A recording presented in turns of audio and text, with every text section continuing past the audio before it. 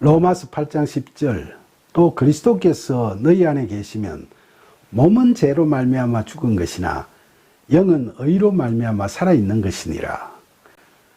바울은 우리 안에 그리스도께서 거하시면 성령으로 의로운 일을 할 수 있다는 걸 본절에서 이야기하고 있죠. 죄의 싹이 사망이듯이 죄 가운데 있는 우리 몸은 죄 때문에 영적으로 죽은 상태에 있어도 우리가 은혜에 의한 믿음으로 내가 그리스도 안에 그리스도께서 내 안에 라는 영어로 In Christ의 경지에 이르게 되면 우리 안에 거하시는 그리스도의 영이 죄로 죽어가는 우리를 살리시게 되는 거죠. 요한복음 5장 24절에서 예수님께서는 내가 진실로 진실로 너희에게 이르노니 내 말을 듣고 또 나 보내신 이를 믿는 자는 영생을 얻었고 심판에 이르지 아니하리니 사망에서 생명으로 옮겼느니라 라고 말씀하셨죠. 그래서 바울도 앞서 1장 17절에서 보듯이 죽어가는 생명을 살리시는 하나님의 의가 복음에 나타나서 그 믿음을 통해 의롭다 여기심을 받은 자는 살 거라고 선언했죠.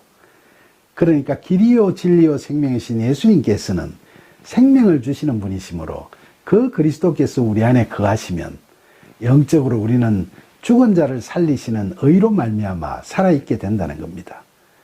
그런데 여기서 우리가 유의해야 할 점이 있죠. 이 말씀이 우리가 죄를 짓더라도 예수를 믿으면 영적으로 구원받아 천국 간다고 해석되어지면 그건 잘못이죠. 우리가 죄 가운데 있지만 믿음으로 그리스도께서 우리 안에 거하시게 되면 우리는 그리스도의 영, 즉 성령의 도우심을 받아 새 생명을 얻게 되고 생명이신 그리스도의 영의 이끄심에 따라 죄가 아닌 성령의 열매들을 맺어가게 되는 거라는 걸 분명히 인식하고 있어야 하겠죠.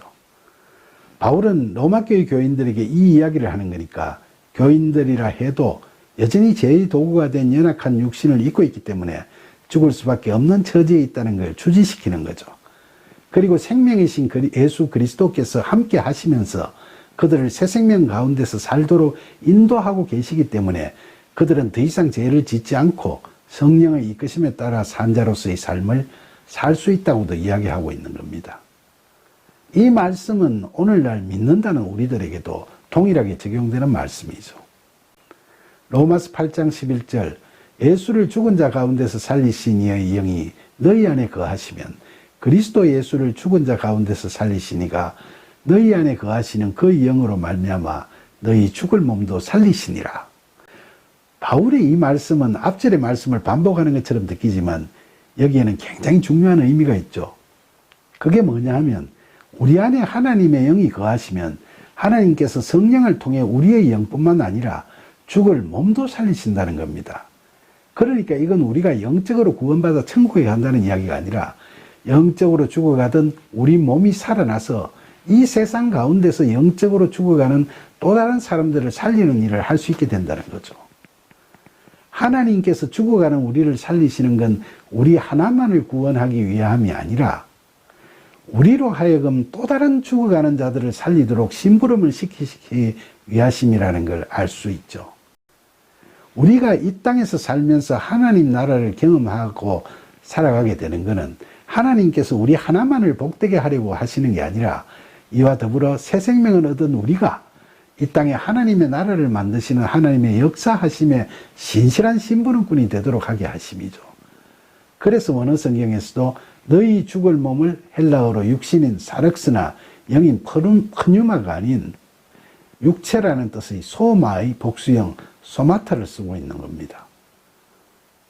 그러니까 오늘을 살아가고 있는 우리 그리스도인들은 삶의 현장에서 늘 하나님과 허심탄회한 대화를 나눌 수 있는 프로슈케의 기도를 통해서 하나님의 뜻을 묻고 깨달아 성령의 도우심을 받아가면서 이를 실행해 나가는 믿음의 삶을 살아가야 하겠죠. 그저 나 하나 구원받았다고 할렐루야를 외치면서 자기 만족에 빠져 있을 일이 아니라는 거죠. 로마서 8장 12절 그러므로 형제들아 우리가 빚진 자로 돼 육신에게 져서 육신대로 살 것이 아니니라. 바울은 본절에서 로마교회 교인들에게 우리가 빚진 자라고 이야기하죠. 하나님께서 그리스도의 영을 통해 우리에게 새로운 생명을 주셨으니까 우리는 하나님의 은혜에 빚진 자라는 거죠. 그러니까 하나님께서 원하시는 대로 우리는 연약한 육신에 휘둘리던 삶에서 자유로워져야 하겠죠. 그 육신에 끌려 불신앙과 영적 교만과 무절제한 욕망을 따라 사는 죄의 종이라는 멍에를 벗어버려야 우리는 진정한 자유를 얻을 수 있겠죠. 그렇게 되려면 어떻게 해야 할까요? 하나님의 영이 이끄시는 대로 우리의 새로 살아난 몸과 마음을 다해 하나님의 심부름을 신실하게 해나가는 그리스도의 사람이 되어야 하겠죠.